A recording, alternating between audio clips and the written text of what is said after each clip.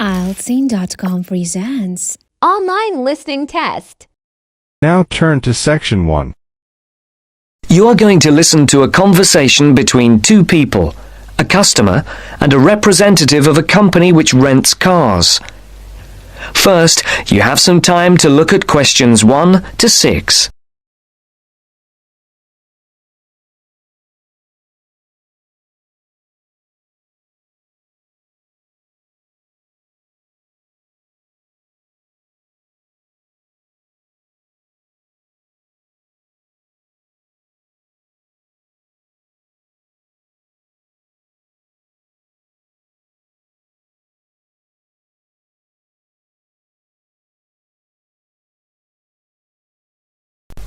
Now the test will begin. Remember, you will hear the recording only once, so answer the questions as you listen. Now listen to the first part of the conversation and answer questions 1 to 6. Thank you for calling Carline. So that we can best help you, can you please press the star button on your phone now? Thank you. Now choose one of the following 4 options by pressing the buttons on your telephone. Press 1 if you would like to make a car reservation. Press 2 if you would like to talk to someone about a car reservation. Press 3 if you would... Please hold while we put you through to one of our assistants.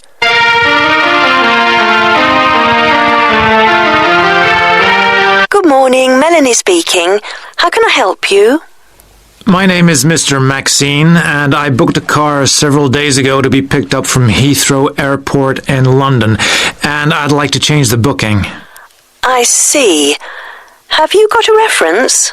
Yes, I have it here somewhere on a piece of paper. Here it is.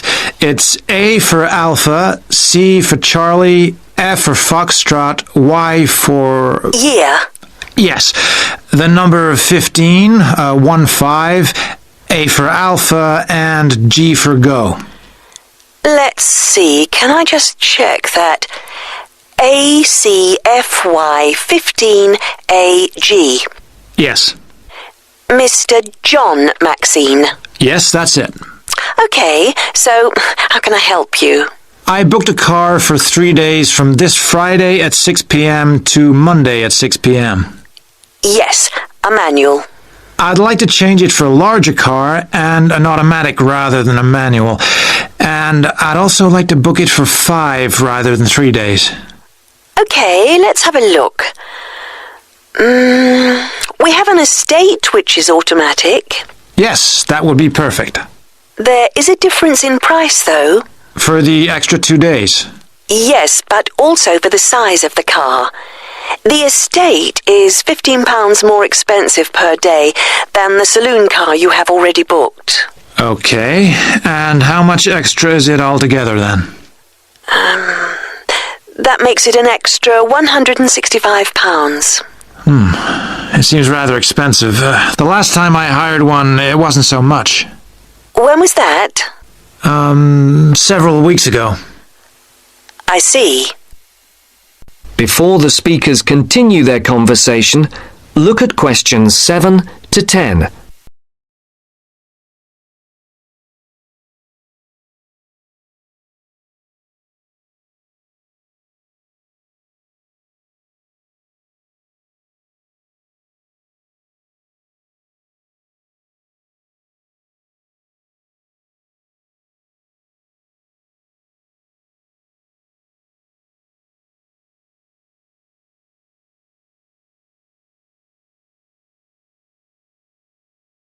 As you listen to the rest of the dialogue, Now listen carefully and answer questions 7 to 10.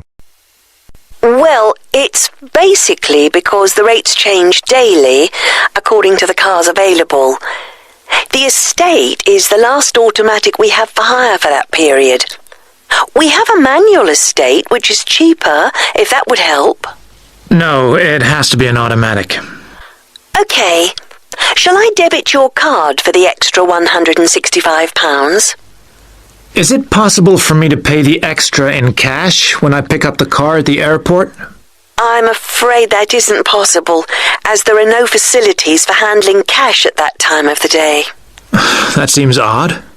It's because the money can't be banked in the evening, and for security reasons, no cash is held on the premises. Okay, you can debit my card. You'll have to give the number to me again. Isn't it logged on the screen? For security reasons, it doesn't come up on the screen when we look at the booking. Any changes, and it has to be entered again. I see. It's 34459911. 3445 9911 4425 4425 7750. 7750. Okay, that has now been authorised. Shall we send the receipt to your Park Vale address? Yes, number 40. Is there anything else I can help you with, Mr. Maxine? No, nothing else, thank you. Have a nice trip. Thank you. Goodbye. That's the end of section 1. You now have half a minute to check your answers.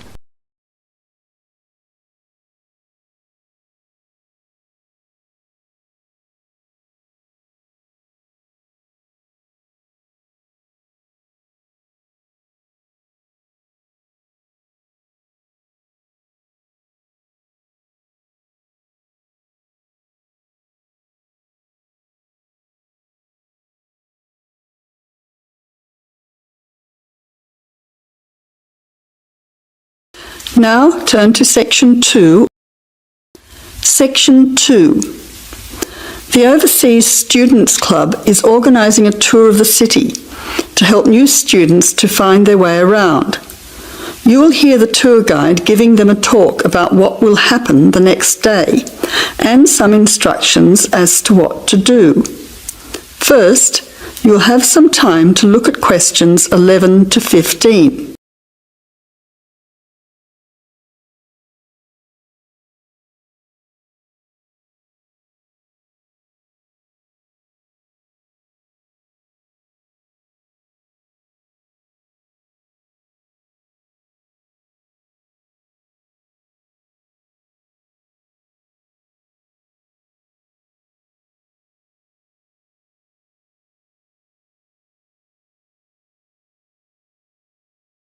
Now listen carefully to the first part of the talk and answer questions 11 to 15. Hello everyone, I'd like to welcome you to our city. I hope that you will have an interesting and valuable experience with us. As you know, we're going on a tour tomorrow to show you some of the sites and the places of interest. So I would like to give you some instructions and some information to prepare you for tomorrow. It is important that we all meet at the same place at the same time. You should all be able to get into the centre of the city by train or bus from your homestay. We want to start our tour at 10 a.m, so you'll have to make sure that you leave home around 9:15 in time to arrive for us to start the tour at 10. If you are late, we will not be able to wait more than a few minutes, so I suggest that you take your mobile phone and have my number just in case. My number is 0482 557369. I will just repeat that so you can get it. 0482 557369. You can see Ms. Parker after the talk if you do not have her number, and she will be happy to provide it. It's good to have both our numbers just in case. Oh, and another thing, it is better to buy a one-way ticket because the tour will last for 3 hours and a return ticket lasts only for 2 hours. Before the final part of the talk, you now have Some time to look at questions 16 to 20.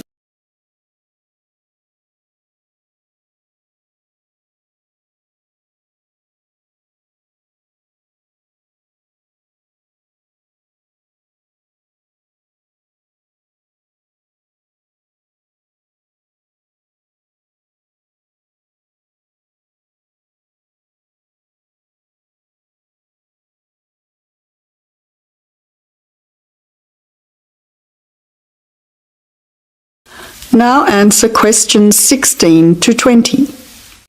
Now, we are meeting at the town hall. You should be able to make your way there from the bus or train stations, which are both in Flinders Street. It is only a short walk from both stations. If you're coming into the city by train, the town hall is straight ahead of you when you exit the station. Just walk up Collins Street and you will see it on the left after the traffic lights. If you come in by bus, you will need to turn right at the exit, then take the first street left, which is Collins Street. You will see the town hall on your maps. So if you have your maps with you, it's a good idea to mark the route now. Now, there will probably be quite a few people around in the city when you arrive, so it is important that we can find each other.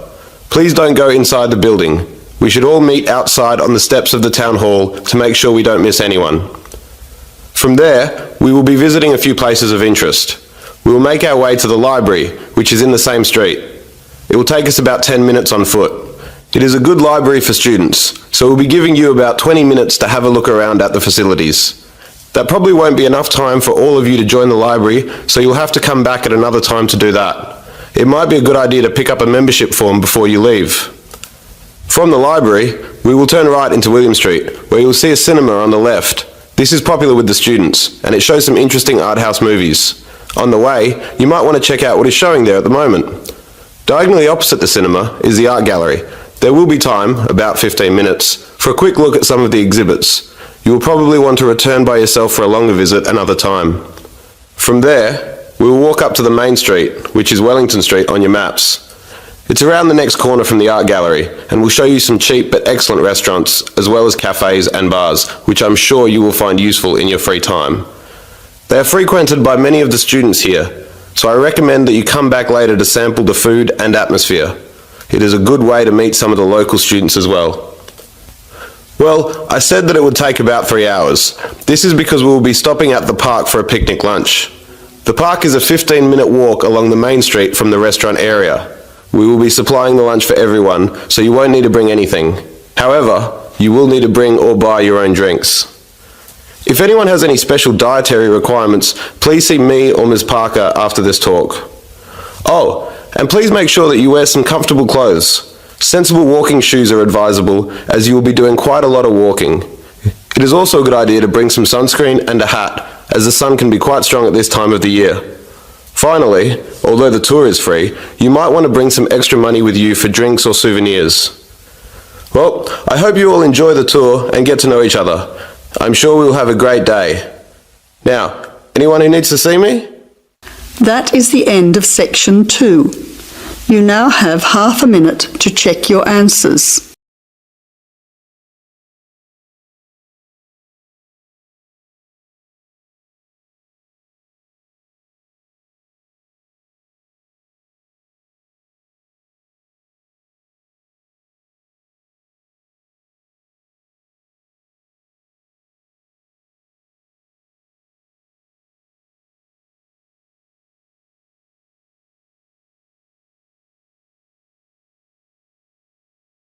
Now turn to section 3.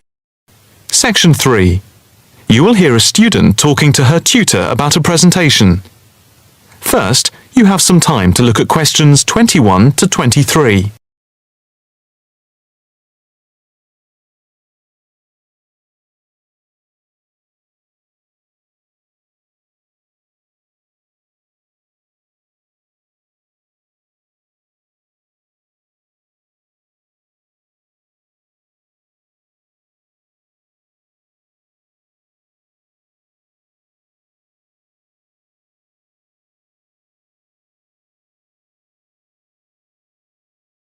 Now listen carefully and answer questions 21 to 23.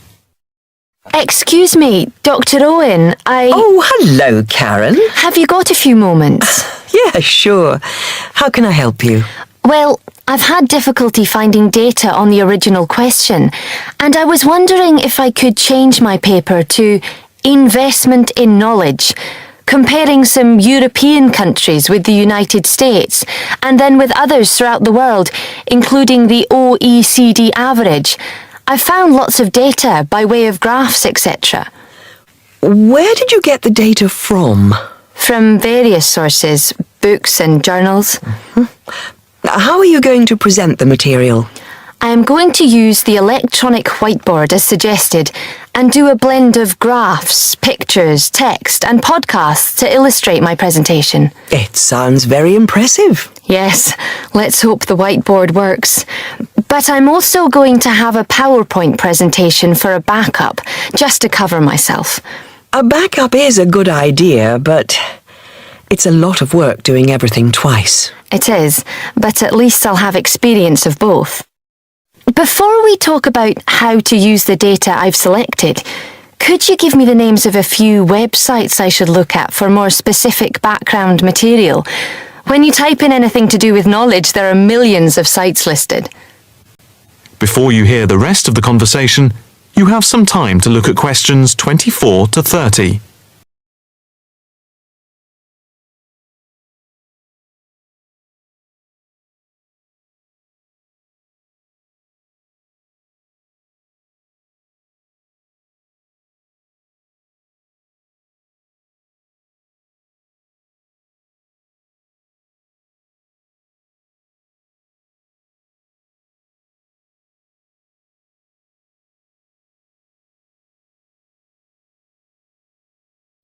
Now listen carefully and answer questions 24 to 30. Let's see. Oh, I'll print you off this list.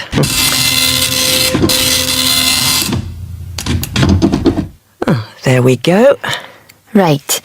Do I really need to study everything on these? No, I suggest there are 5 or 6 you can look at. The one you have to go through is the IT department section on the university site, which is www.kmul.org. It has articles by all of us in the department and has links to useful information, so I think it is essential to look at this. OK, I've already been on it, but I'll tick that one as a must-read. And there's a site which is hosted by Pollock. It's investmentit.com. All you need to do is to skim the abstracts of the articles on the site. They'll give you a general idea about the effects of investment in knowledge. Yes, that sounds good. It cuts out having to read everything. What about this one? knowledgejournal.com. If I remember, it's not that useful. I would say that there are very few things that you need to read there. Then there's itknowledgereview.com. It's got loads of articles, but it's probably best just to read those that have come out in the last term or so. Do you have to subscribe? No, it's free from the university library. And another free journal online is itonline.com. I wouldn't say it's essential to read it, but it is beneficial. And so I think it is worth a look. If you think it's useful, there is no harm in looking at it. But nationalstatistics.com is worth looking at and trying out the links that it gives. I think these are probably enough to be getting on with. I think so. There's another thing I want to ask about. How much material should I use in my presentation? Avoid crowding the screen. If you have lots of information at one time, people will not be able to follow it and will just switch off. That's worth remembering. I've been in lectures where there was too much detail on the screen and it was impossible to read quickly. But what about visuals? Do you think it's okay to mix visuals and text? Visuals are very useful, but they must be relevant, or else people will get confused about what they mean and why they are there, and they won't pay attention to what you are saying. So be careful. From what I can see, you have the makings of a very good presentation. Thank you. That is the end of section 3. You now have half a minute to check your answers.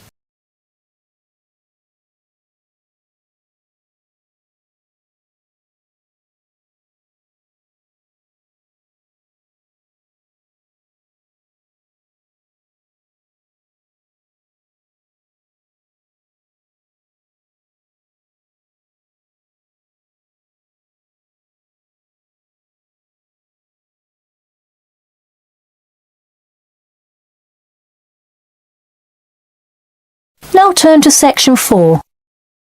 Section 4. You will hear a talk about amber, the formation of amber and its applications in different fields.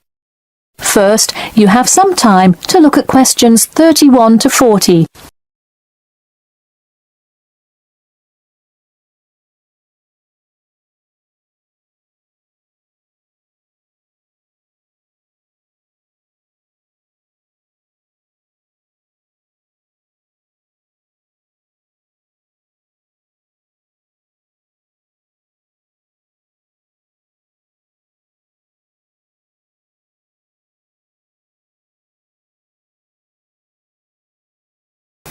Now, listen carefully and answer questions 31 to 40. Tonight I'm going to present an overview of the research on amber. Okay, I'll start by giving a brief introduction about amber, then talk about the formation of amber, and then describe amber's applications in different fields. First of all, what is amber? Amber is not a stone, but is ancient fossilized tree resin, which is the semi-solid amorphous organic substance secreted in pockets and canals through epithelial cells of the plant. And why is resin produced? Although there are contrasting views as to why resin is produced, it is a plant's protection mechanism. The resin may be produced to protect the tree from disease and injury inflicted by insects and fungi. Amber occurs in a range of different colors. Besides the usual yellow, orange, and brown, other uncommon colors are also associated with it. Interestingly, blue amber, the rarest Dominican amber, is highly sought after. It's only found in Santiago, Dominican Republic. There are several theories about what causes the blue color in amber. The most common one links it to the occurrence of volcanic dust that was present when the resin was first pressed out from Hymenaea protera millions of years ago. At this point, you might be curious about how amber is formed. Molecular polymerization resulting from high pressures and temperatures produced by overlying sediment transforms the resin first into copal. Sustained heat and pressure drives off terpenes and results in the formation of amber. Copal, that I've just mentioned, is also a tree resin, but it hasn't fully fossilized to amber. More generally, the term copal describes resinous substances in an intermediate stage of polymerization and hardening between gummier resins and amber. So where can we find amber? It can be found on seashores. The main producer worldwide is Russia. In fact, about 90% of the world's available amber is located in the Kaliningrad region of Russia, which is located on the Baltic. Here, the resin is washed up on the coast after being dislodged from the ocean floor by years of water and ocean currents. However, exposure to sunlight, rain, and temperate extremes tends to disintegrate resin. This also indicates that amber is not really an ideal fossil preservative for most uses. We've already learned that amber is made of tree resin. It often includes insects that were trapped within the tree many millions of years ago. A piece with a visible and well-arranged insect is generally valued much higher than simple, solid amber. One Dominican amber source reported finding a butterfly with a 5-inch wingspread. This is both a large and unusual find, and most butterfly specimens have no more than a 2-inch wingspan. Inclusions in Dominican amber are numerous, 1 inclusion to every 100 pieces. A Baltic amber contains approximately 1 inclusion to every 1,000 pieces. Now that you have a basic knowledge of amber, I'd like to talk a bit about amber's application in different fields. First, amber is appreciated for its color and beauty. Good quality amber is used to manufacture ornamental objects and jewelry. For instance, using a variety of exclusive, first-class quality natural Baltic amber with silver to make natural amber jewelry. But due to the biodegradation of amber fossils, people with amber jewelry have to take special care of it to ensure that the amber is not damaged. It was previously believed that amber worn on the neck served to protect one from diseases of the throat and preserved the sound mind. Callistrate, a famous doctor in the Roman Empire, wrote that amber powder mixed with honey cures throat, eye, and ear diseases, and if it is taken with water, eases stomachache. While the mystery around that use of amber has not been cleared, one thing is sure: it will help effectively to defeat small malaises. Amber has even been used as a building material. Amber created the altar in St. Brigida Church in Gdansk, Poland. In St. Petersburg, Russia, the walls of the famous Amber Room were lined with intricate carvings and inlaid designs. This palace room is being reconstructed from photographs and can be visited at the Catherine Palace, located in the town of Tsarskoye Selo. And finally, the fourth use of amber is that... That is the end of section 4. You now have half a minute to check your answers.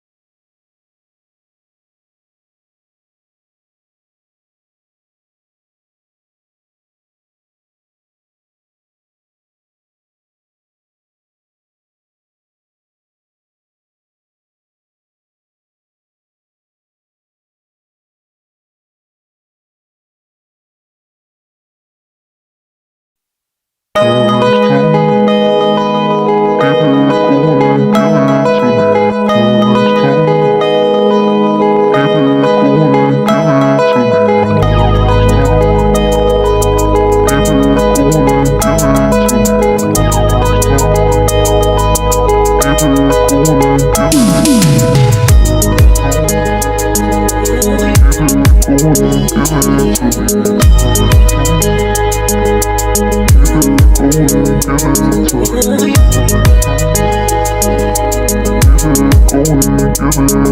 to me.